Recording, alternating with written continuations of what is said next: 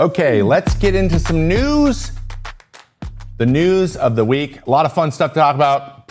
Boy, am I excited to talk about it. All right, first up, we mentioned him already. Nolan McLean. God. He goes by the name of Nolan McLean, and he had another good one.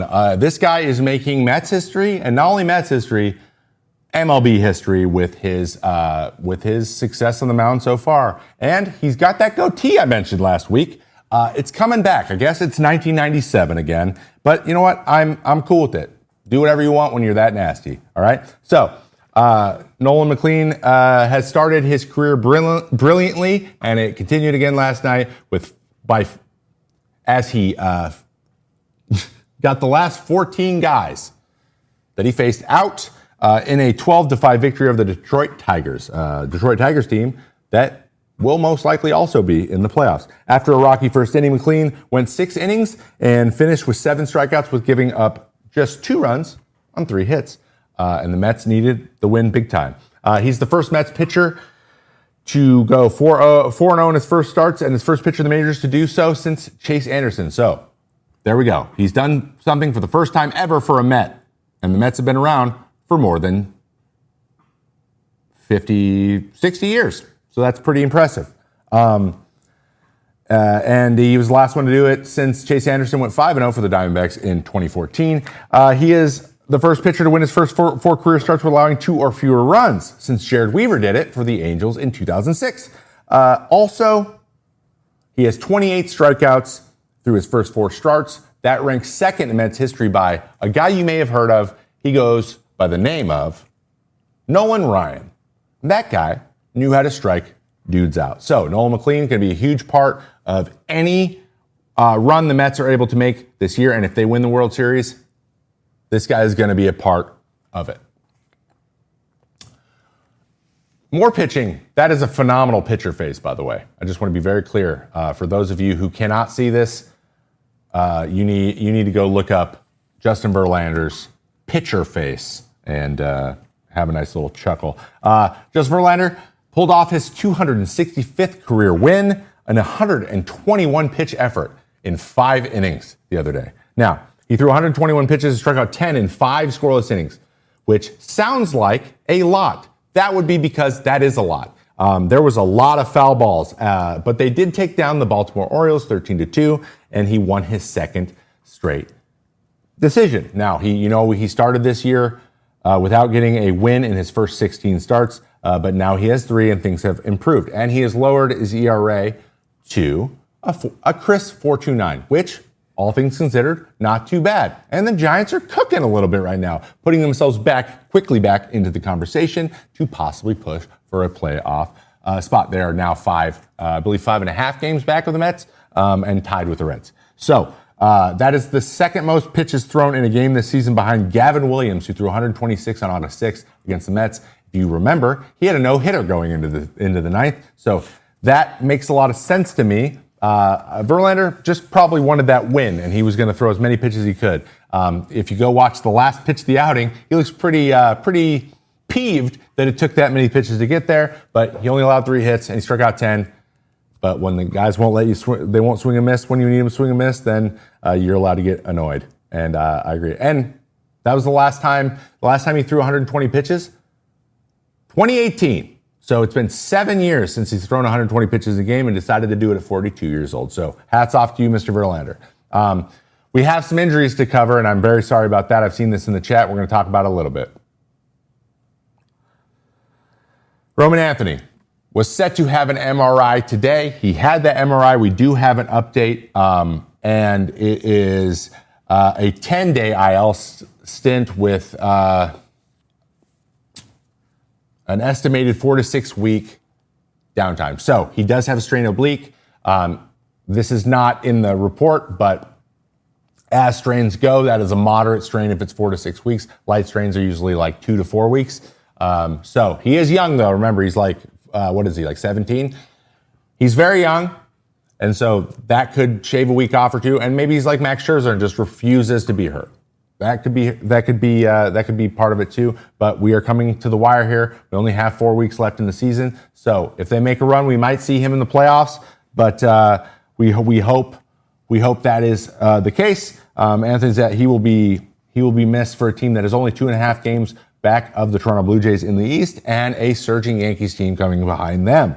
So he's been a catalyst. He signed his big deal. He's actually 21-year-old. The 17 thing was a joke, but he's hitting .291 with an 861 OPS, and he will be missed. They need him in the lineup, so it'll be interesting to see how they react. Also, another guy in the middle of the lineup, Kyle Tucker, has been on fire lately, but he hit a 3-run home run and then came out of the team's 4-3 victory the other day against the Atlanta Braves with a bum calf. Now, calf tightness is the range of calf tightness can be wild. I'm a guy who has strained both of my calves since I retired, and 2, 3, 4 days off has gotten me okay, and I'm old and fat. So he's young and spry, maybe just a couple of days off, which is what he's going to get. He's not going to play today, and then he gets another day off for tomorrow as they are traveling. So that gives him 2 full days off or 2.5 days off. Hopefully he'll be able to get ahead of the thing, maybe DH him because we have DH both leagues.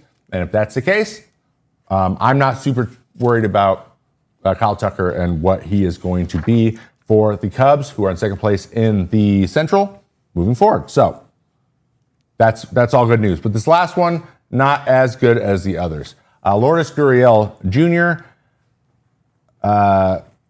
Has a torn ACL, as reported by the Diamondbacks. He was diagnosed with a torn ACL after he collided with center fielder Blaze Alexander, who was making a diving play on a ball in the left center gap. Unfortunately, it stinks too because Gurriel was absolutely raking. He had 32 RBI since August 1st, which is pretty impressive. That's second to only Kyle Schwarber, who has like 75 home runs somehow. So think about it that way. It's a tough blow for him, for the guy, especially when you get hot. You don't want everyone to get hurt. But hopefully this is something that he can manage and get over quickly and has a full offseason to work through it. But he is expected to miss at least the first couple months of next year. All right, that's enough of the injuries. FT fam, designer clothes can be expensive, but we want our clothes to look good. We want to feel good. We want them to be affordable. And Kratz, if you tell me that I can wear a t-shirt that looks like it's tailored, but it's not actually tailored, and it just comes that way, then sign me up for True Classic. Have to. You got to sign up for it because these shirts are soft, they're thin, they're durable, and they're very versatile. You can wear them to the gym. You can wear them out to a nice dinner. Let's get after it because these shirts are the real deal. They are. Check it out. I've got one of the performance ones. It's a nice blue, fits well. I can go to the gym. I can go out. I can do FT in a shirt like this.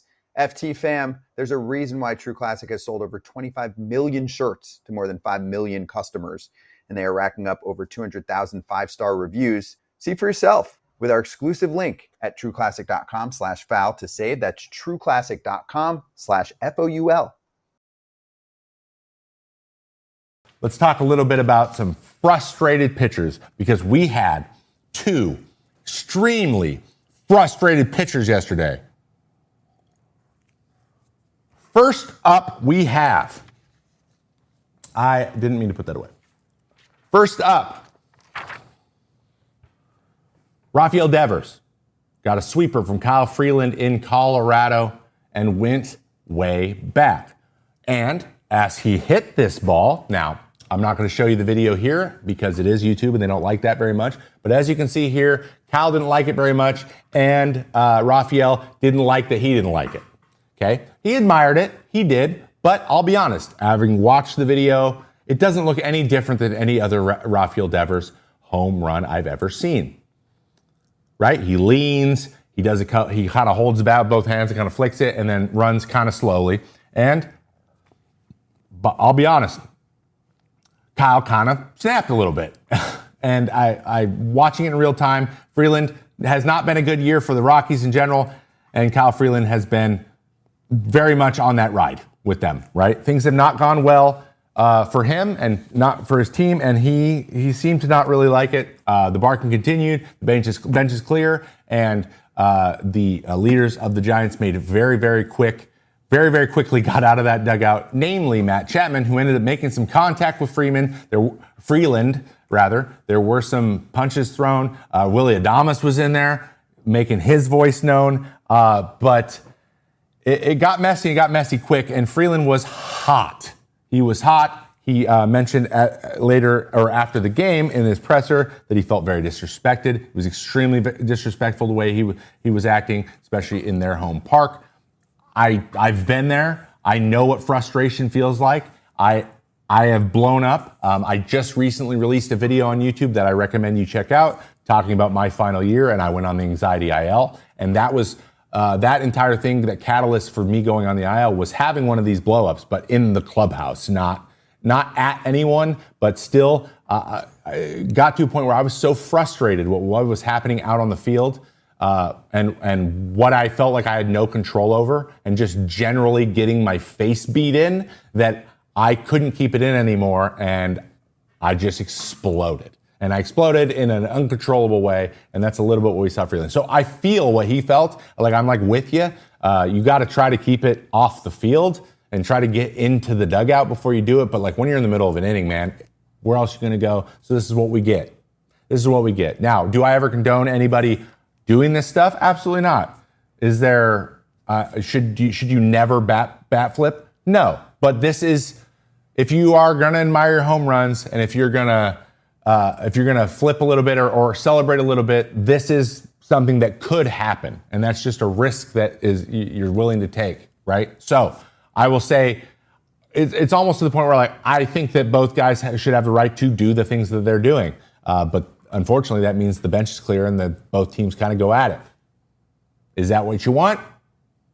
I think the league would say no. I think that fans might say yes. So stay safe out there. But I do understand getting frustrated is one thing, and it's very hard to keep to yourself sometimes. And I think there's even a better example of this next situation that we're going to talk about. Framber Valdez crossed up his catcher, says nothing. Now, what you just saw was a cross-up after a home run that Framber allowed to Trent Grisham. Now, this was another thing that I have some experience in. Let me just kind of break this situation down for you. On a 1-0 pitch to Trent Grisham, Framber Valdez is out there shaking. The bases are loaded. It is very clear that the catcher behind the plate is trying to get a pitch down, but he can't figure out how to get it down. So he said, step off, step off. Instead of stepping off, Framber, who seems to be already frustrated by the fact that this is taking so long, and I will say this, he could have stepped off, because you get disengagement when guys are on base, right? But because he was out of the windup, he might have forgotten that. So how the rule works now with the pitch clock is that if nobody is on base, you cannot step off. So if you felt like you can't step off, he's like, I'm not going 2-0. I'm just going to throw the pitch. But the problem was the bases were loaded. And then he threw a fastball right down the middle, and Trent Grisham took him way back into the Crawford boxes. So Framber's pissed off. He's like, whatever, I'll just throw that pitch. That is the same thing that I was thinking when I lost my mind. Whatever, man. Because the pitch clock or the pitch com takes so long to say the thing it's saying. It's like, especially if you are also calling the where in the box you want it. So if you're like fastball and away, it's like fastball away. Like that took a second and a half. You only have 15, you have 20 seconds, but with nobody on, there's 15. So if like they push it, or they, God forbid, they say sinker or something, you don't throw one of those. You're like, no. So you immediately feel like you're not on the same page. It was very clear these two were not on the same page. Then we get what we just saw on camera for the next pitch. Framber shakes to the pitch he wants, and it's very clear he threw a fastball at his own catcher that probably called a changeup or a breaking ball and was surprised. He was not happy about it. Now, after the game, Framber, through an interpreter, said, hey, it was a mistake. It's my fault. I didn't mean to do that. Sometimes you get your wires crossed, and it is what it is. Okay, that happens. But when that happens, usually there's some look of surprise on the pitcher's face. There's some sort of, oh, my bad, dude. We messed up. Framber did not act that way. He quickly turned around, and just walked to the back of the mound as if he's like, that's what you get. So the catcher also looked like, hey, man, what the heck? What was that? And even Volpe was like, dude, what was that? It was a fastball right down the middle at 93, first pitch in at bat, and they got crossed up with nobody on base. So to me, that screams frustrated pitcher. That screams frustrated pitcher taking it out on the young guy because Framber is the veteran in this situation. Now, crossing up your catcher is one of the worst possible things you could do on purpose. That is some Bush League stuff. That is about as bad as it gets because the catcher is supposed to be your best friend right now. So getting on the same page with your catcher is, if that's what's frustrating you, not being on the same page with them, not being dialed in, not being copacetic, maybe crossing them up on purpose is only going to make that problem worse, not better. So I know he said what he said. He made his comments. There's no reason for me to go against what he says, but for me, that doesn't add up the way that it should, that it normally does. Even in the past, even when guys were told to hit a batter on purpose, they would at least give a little like, oh, dang it. Just like a little one. Like even if you know you're faking it, you try to fake it a little bit. And he didn't even try it. Like there was no reaction at all. To the point where it's almost hard to react the way he did to that situation. And it's almost impossible if it was an accident. So